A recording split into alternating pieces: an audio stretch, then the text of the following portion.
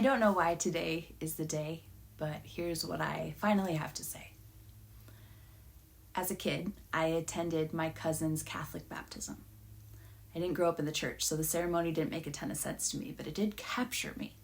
My family went back to my grandparents' farm after the service, and I promptly got in trouble for baptizing kittens in the puddles in the driveway. See, I've always been a pastor.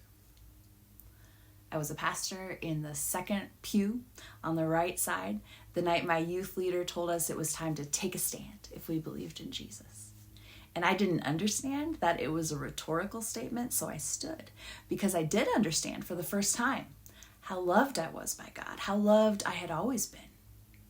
So I stood and I stood as he preached, and he preached until he could no longer ignore my standing there, and called me up and led me in a prayer that was the start of something that had begun a long time before that. I was a pastor as I played those first worship songs on my acoustic guitar, all in the key of G. Jesus, lover of my soul. Jesus, I will never let you go. I was a pastor those evenings when new students would come to my youth group, and I'd ask them to sit up in the balcony with me so we could still see and hear everything, but so I could also explain what we were doing and why we were doing it. I was a pastor preaching my first sermon at 18.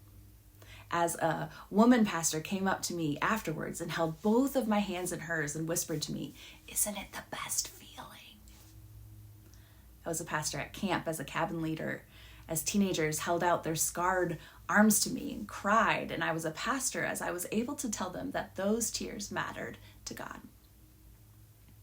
I was a pastor under the pine trees when God sang the words back to me as I read them out loud, "But you are a chosen people, a royal priesthood, a holy nation, God's special possession, that you may declare the praises of him who called you out of darkness into his wonderful light." I was a pastor making art, writing poems, walking my dog, brushing my teeth. It's in my bones. I was a pastor working as a pastor for years. I was a pastor in seminary, receiving a master's degree. I was a pastor in the ordination process, a pastor at a table of professionals, mentors, peers, leaders, who told me that I was without a doubt, called by God.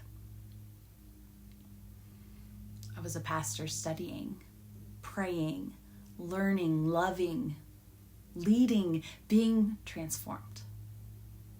I was never a perfect pastor. I did a lot of things wrong, but I was a pastor who believed in biblical faithfulness and God's radical love.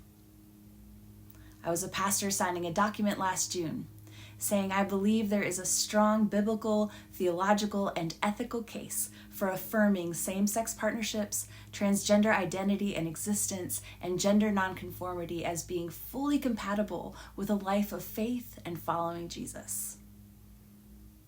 I'm a pastor whom, it would seem, might have her ordination revoked because of the signing of that document.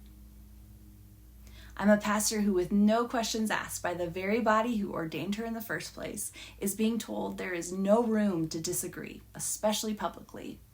A pastor being told by the questions not being asked of her that her study, her care, her longing to become more like Jesus can no longer be trusted and is, in fact, immediately and easily dismissible. But see, I've always been a pastor. Long before this day, long after this day, ordained or not, I'm a pastor.